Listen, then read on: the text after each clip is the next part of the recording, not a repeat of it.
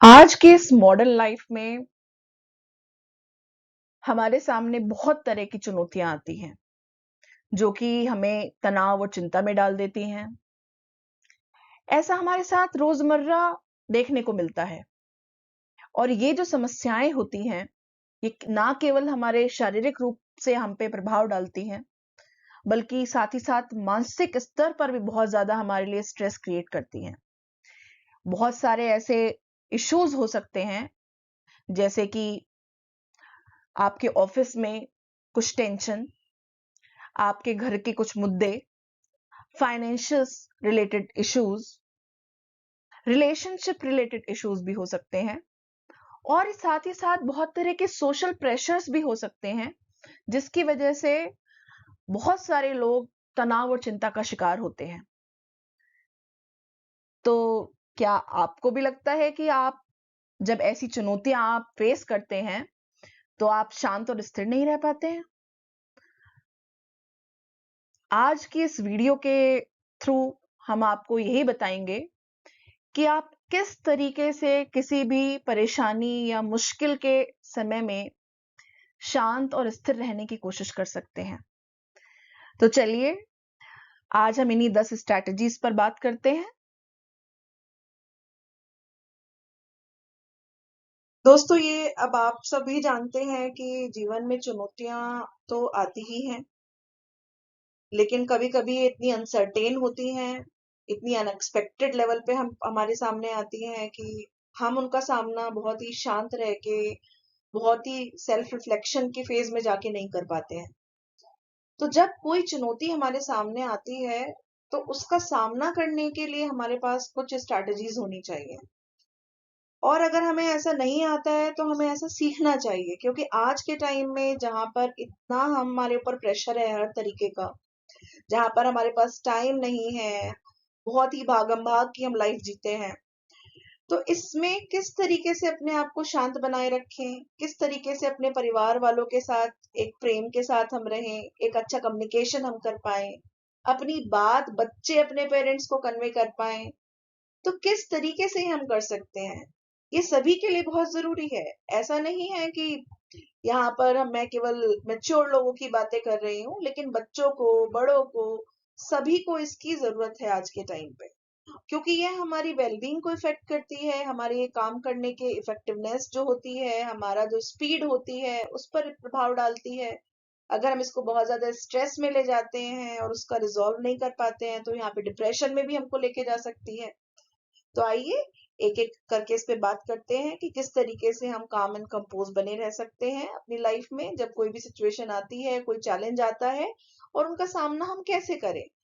और प्रैक्टिस की जरूरत है, मेरे केवल कहने से ही नहीं होगा, आपको इसको अप्लाई करना होगा और तब जाके आप इसको अचीव कर सकते हैं। तो चलिए इसके ऊपर बात करते हैं आज। सबसे पहला जो यहाँ पर पॉइंट है वो है सेल्फ अवेयरनेस, जिसको हम स्व जागरूकता भी कहते हैं। यह एक बहुत ही इम्पोर्टेंट एक स्ट्रैटेजी है जो आप सीख सकते हैं। सबसे पहले आपको क्या करना होगा इसके लिए कि आपको अपने ही इमोशंस को एक स्टडी करने की जरूरत होती है। आपको थोड़ा सा रिफ्लेक्सिव होना पड़ता है कि भाई ऐसे कौन से मेरे ट्रिगर पॉइंट्स हैं जिनके ऊपर मैं उत्तेजित हो जाता हूँ, या मैं डिप्रेशन में चला जाता हूँ, या मैं स्ट्रेस ले लेता हूँ, उस टाइम को बहुत ज्यादा एंग्जाइटी हो जाती है मुझे, मैं अपने आप को रिएक्शन देने बिना नहीं रख पाता हूँ। तो वो सारे ट्रिगर पॉइंट्स और अपने पैटर्न्स ऑफ रिएक्शंस को अगर हम स्टडी करें, अगर उसको हम एक डायरी में लिखें कि हम क्या क्या क्या क्या क्या चीज हमें है जो परेशान करती है, ट्रिगर करती है, हमारे इमोशंस कौन से वो इमोशंस हैं, कौन सी वो ऐसी सिचुएशंस हैं जिसमें जाके हम ऐसा होता है हमारे साथ। तो ये सब रिकॉग्नाइज करने के बाद एक तरीके से हम उसकी पहचान कर पाएंगे, हम आइडेंटिफिकेशन कर सकते हैं। और सेल्फ अवेयरनेस करने से क्या होता है कि हम अपनी एक तरह की जो हमारी फीलिंग्स हैं उसको हम मैनेज करने के लिए भी एक तरह का सक्रिय कदम उठा रहे हैं। जब हमें किसी चीज का पता चल जाता है कि ये हमारी लिमिटेशंस हैं, ये सारे एरियाज हैं जिसमें कि हमें परेशानी होती है, और अगर आपने वो पॉइंट आउट कर लिए, आपने वो लिस्ट आउट कर लिए, तो फिर आप उसके ऊपर काम करना शुरू कर देते हैं। तो सेल्फ अवेयरनेस एक बहुत ही इंपॉर्टेंट एस्पेक्ट है। इसमें आपका स्वयं का एक जागरूकता होती है। आप स्वयं को स्टडी करते हैं, अपने इमोशंस को, अपने ट्रिगर पॉइंट्स को और पैटर्न ऑफ रिएक्शंस को। तो इसके लिए आपको बहुत कोशिश करनी चाहिए कि आप किस तरीके से इसे कर सकते हैं अपनी लाइफ में, और एक डायरी लीजिए, आप उसमें बनाइए अपने व्यवहार में। जब आपके चेंजेस होते हैं इमोशंस में, उस टाइम पे थोड़ा रिफ्लेक्सिव बनिए, रुकिए, पहचानिए कि क्या ऐसी चीज है जो मैं कर रहा हूं या कर रही हूँ जो मुझे परेशानी में डाल रही है। सेकंड नंबर पे जो हमारी एक बहुत ही इंपॉर्टेंट स्ट्रैटेजी है जो हम विकसित कर सकते हैं, वो है माइंडफुलनेस एंड मेडिटेशन की प्रैक्टिस करना। माइंडफुलनेस एक ऐसी प्रैक्टिस है जो हमें एक पर्पसफुली हम एक पर्टिकुलर अटेंशन करते हैं एक पर्टिकुलर मोमेंट पे, प्रेजेंट मोमेंट के ऊपर, कि हमें क्या एक्सपीरियंस हो रहे हैं, बिना किसी इवैल्यूएशन को किए हुए। यहाँ पे कोई जजमेंट नहीं डालना है यहाँ पे। सो एक तरह की अवेयरनेस है, एक स्टेट ऑफ प्रेजेंट मोमेंट के ऊपर अपनी अटेंशन को लेके आना है, फिक्स करना है उस टाइम पे। तो यह माइंडफुलनेस है।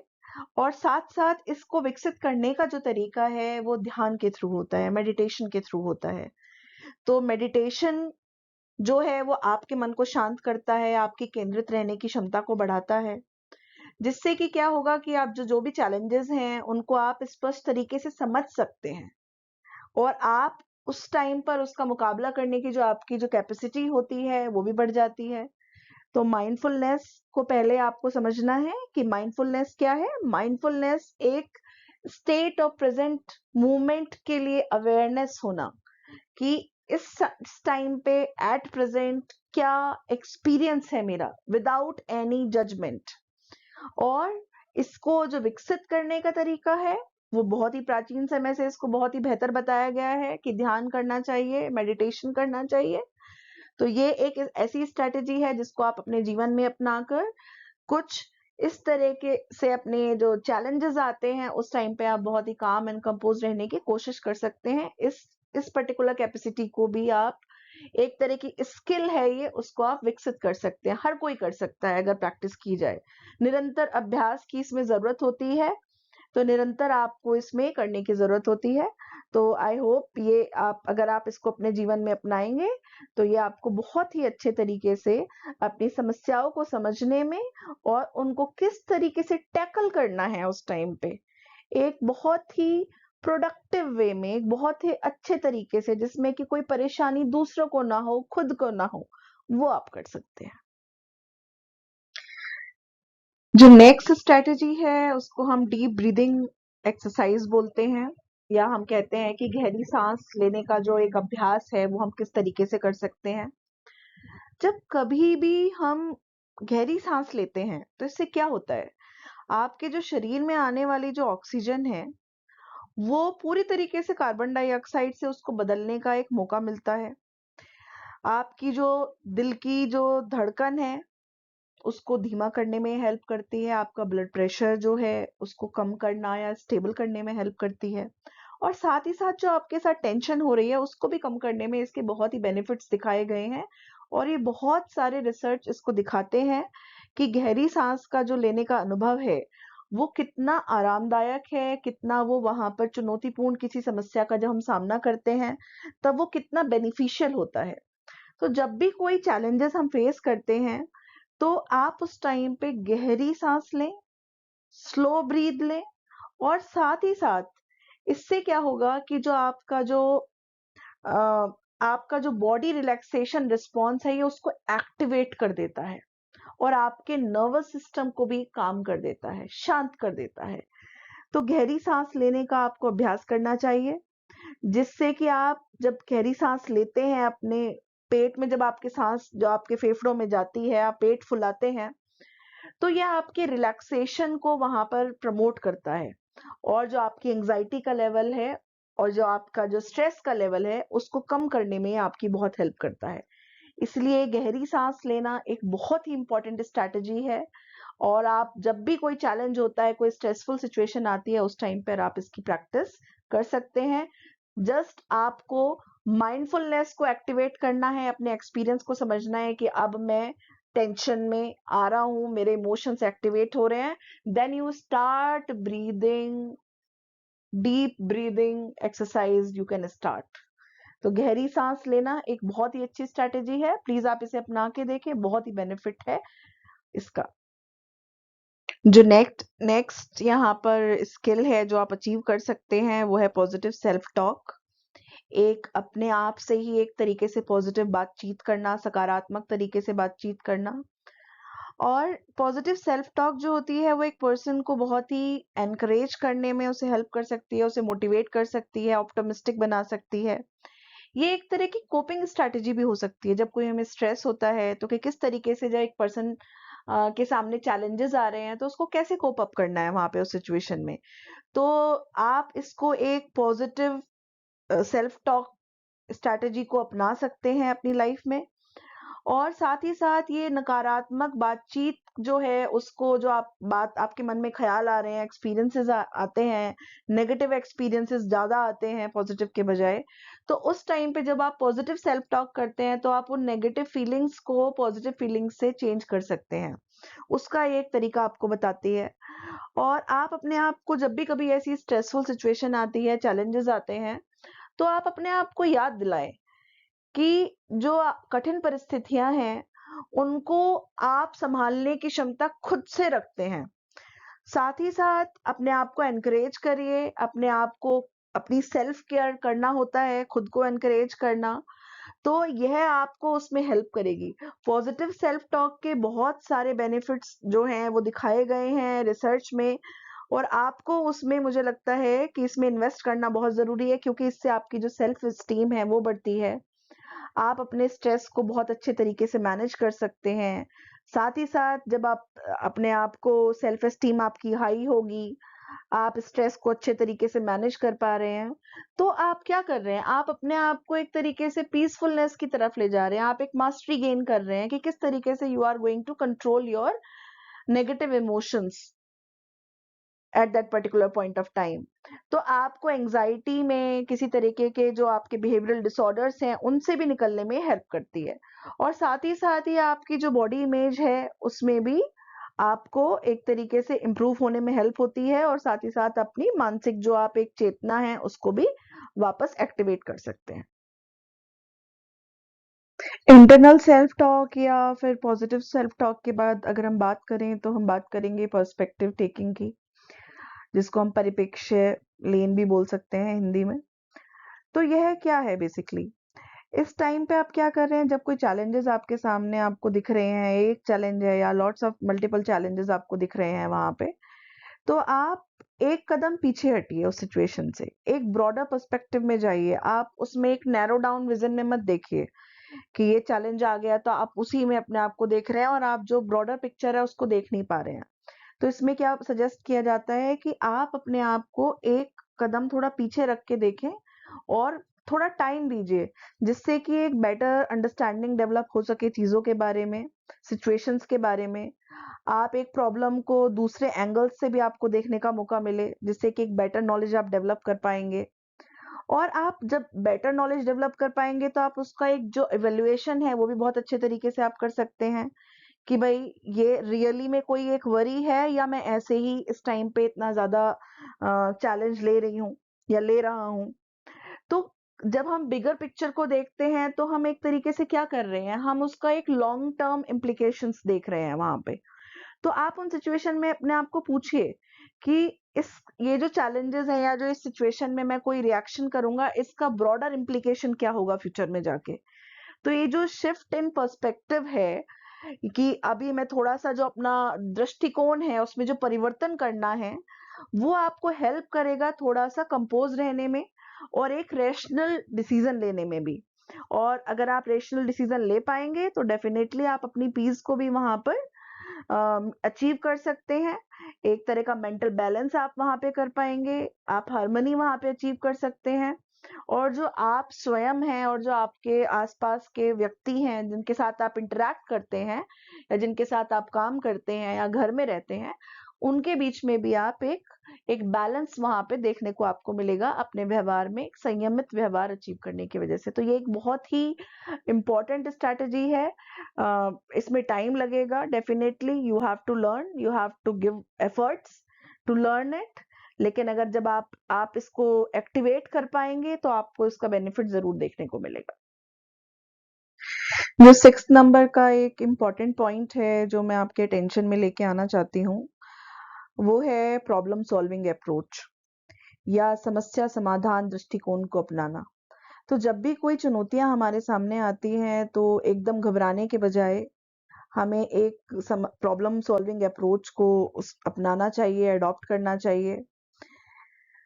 इसके लिए हमें सबसे पहले इम्पोर्टेंट है कि जो भी प्रॉब्लम है या जो जो सिचुएशन है जिसकी वजह से वो प्रॉब्लम इमर्ज होके आ रही है, उसको हम डिफरेंट मैनेजेबल स्टेप्स में ब्रेक डाउन करें।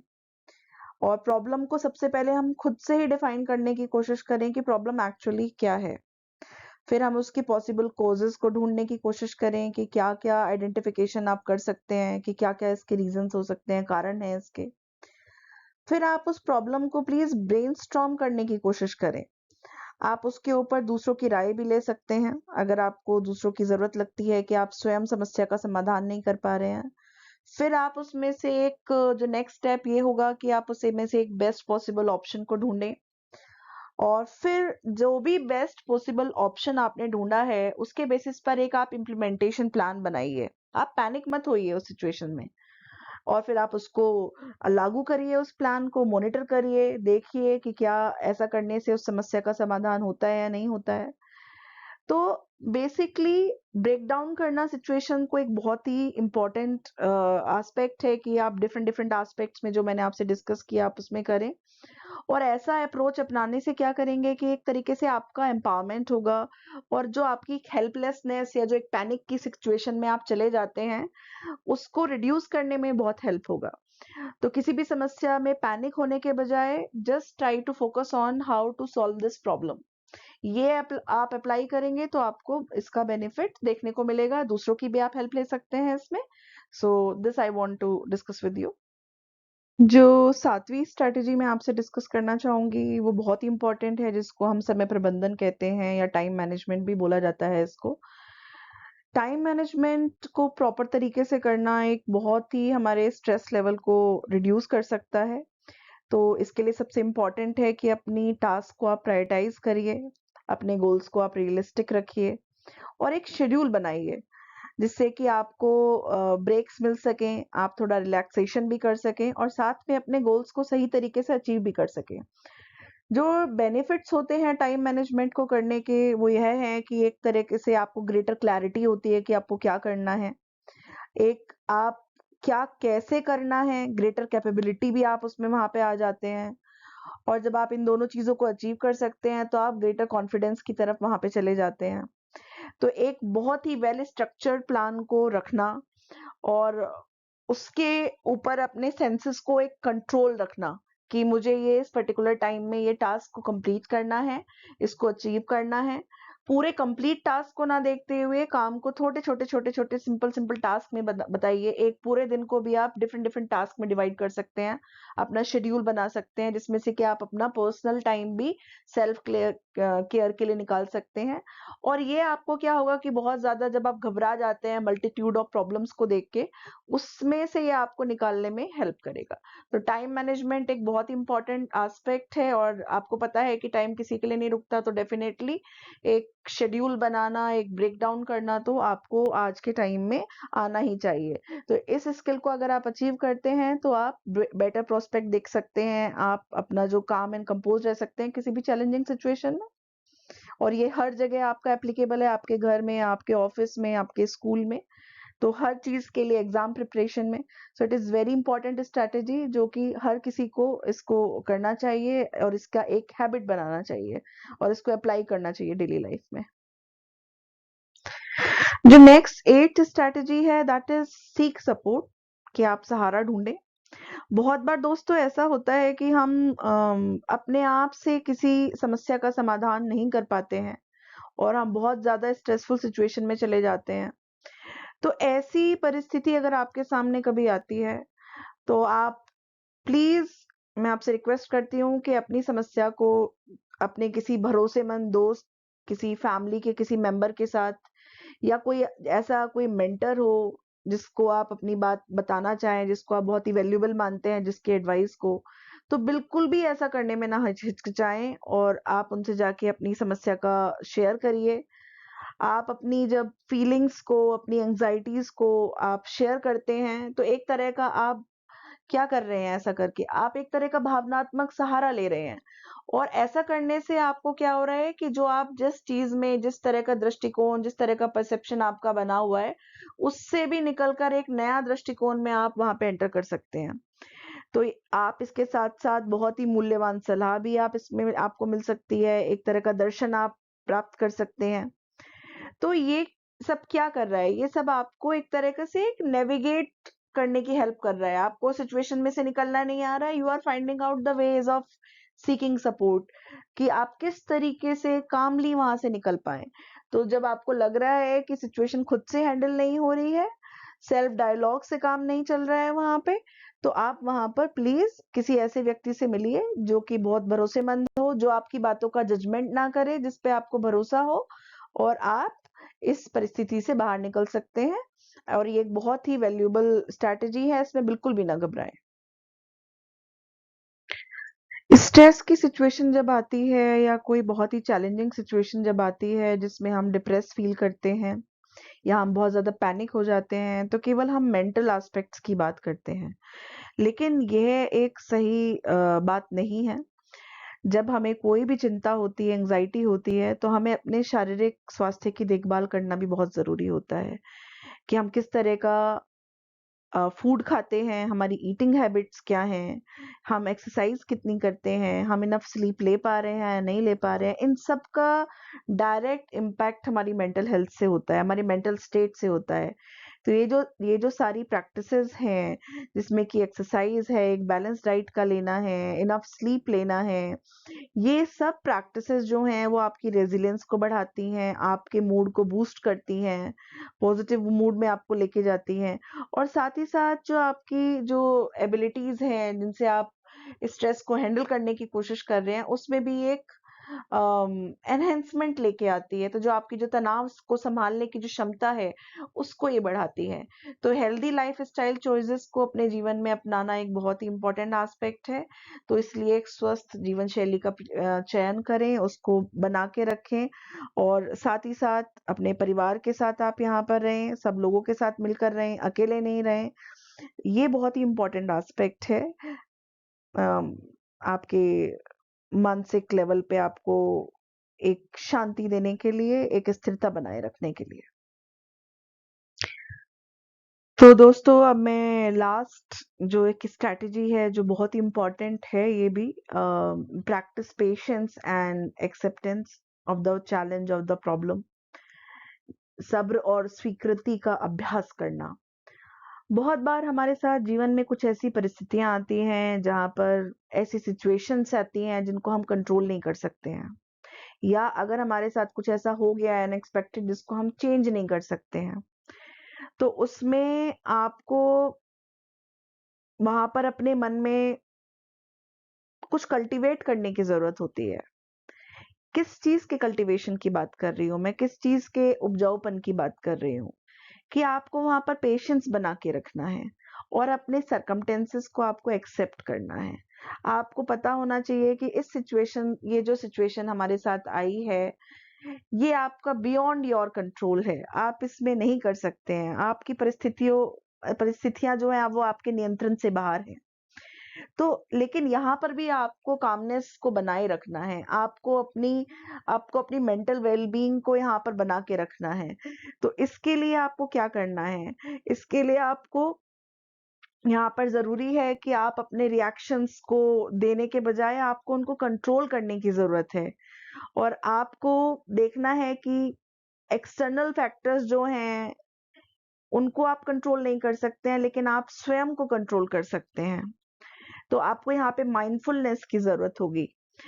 इस तरह की मानसिकता आप अपनाइए जिससे कि आप कोई भी कठिनाई आपके सामने आती है, उसके सामने आपको अपने आप को शांत और संयमित बनाकर रख सकें। कोई भी एडversity आती है, उस टाइम पे एकदम से आप पैनिक ना हो जाएँ। साथ ही साथ वो पैनिक को आप स्प्रेड ना करें। आपको दूसरों को भी रेगुलेट करना आना चाहिए। अपने इमोशंस को कैसे रेगुलेट करते हैं किसी चैलेंजिंग सिचुएशन में, ये आपको यहाँ पर आना चाहिए। तो आई थिंक पेशेंस और एक्सेप्टेंस करना है, इसके लिए भी एक प्रैक्टिस की ज़रूरत है, एक अभ्यास की ज़रूरत है, ये एकदम से नहीं आता है। लेकिन अगर आप निरंतर अपना अभ्यास करते रहते हैं, तो ये आप इस चीज़ को अचीव कर सकते हैं और अपनी जो मेंटल कामनेस है, उसको आप मेंटेन रख सकते हैं। तो फ्रेंड्स, आज हमने 10 स्ट्रैटेजीज के बारे में बात की जिन्हें अप्लाई करके आप अपने जीवन में किसी भी सामने आने वाली चुनौती का सामना कर सकते हैं शांत और स्थिर रह के। लेकिन ये आपको बहुत ज्यादा ध्यान रखने की जरूरत है कि जो शांति और संयम है, ये कोई एक दिन का अप्लाई करने की चीज नहीं है कि आप एक बार प्रैक्टिस करेंगे तो आपका ये पार्ट बन जाएगा आपके सेल्फ का। ये एक विकसित होती है धीरे धीरे, ये सारी स्किल्स। इनके लिए आपको एफर्ट्स डालने पड़ेंगे और ये एक जीवन भर का सफर है और इनका जो उपयोग है वो भी आपके जीवन भर में अच्छे तरीके से यूज होता है। तो इसलिए आपको एक निरंतर प्रयास करने की जरूरत होगी, एक अभ्यास की आपको जरूरत होगी इसमें। और ये जो जितनी भी रणनीतियां हैं या जो स्ट्रैटेजीज, जो या मैं इसको एक स्किल बोलूं जो मैं आपको पॉलिश करने के लिए बोल रही हूँ, उसका अगर आप नियमित रूप से अभ्यास करेंगे तो आप देखेंगे कि जो आपका जो पर्सनालिटी डेवलपमेंट है उसमें एक बहुत ही सकारात्मक तरीके के परिवर्तन आपको देखने को मिलेंगे। जहाँ पर आप धैर्य भी रख पाएंगे, अपने जीवन में चुनौतीपूर्ण कभी कोई स्थिति आएगी तो अपने आप को शांत रख पाएंगे, स्थिर रख पाएंगे। एक ब्रॉडर तरीके से प्रॉब्लम का आप इवेल्युएशन कर सकते हैं और उसके बाद अपना आप बना सकते हैं कि कौन सी स्ट्रैटेजी मुझे यहाँ पर ठीक लगती है। आप स्वयं खुद के मालिक बन सकते हैं यहाँ पे अपने सेल्फ को संभालने के लिए। आपको पैनिक में जाने की जरूरत नहीं है, आपको डिप्रेशन में जाने की जरूरत नहीं है। तो इन्हीं सब के साथ आज का जो वीडियो है मैं यहीं पे खत्म करती हूँ और मैं आपसे ये बिल्कुल जानना चाहूंगी कि आपको हमारा कॉम्पिटेंस डेवलपमेंट एकेडमी जो चैनल है जिसके थ्रू हम ये प्रेजेंट कर रहे हैं, ये वीडियोस कैसी लग रही हैं। और प्लीज मेरे चैनल को सब्सक्राइब भी करिए, लाइक भी करिए, इसकी मुझे बहुत जरूरत है, बहुत मोटिवेशन मिलेगा मुझे भी आप सबकी हेल्प लेके। Thank you so much.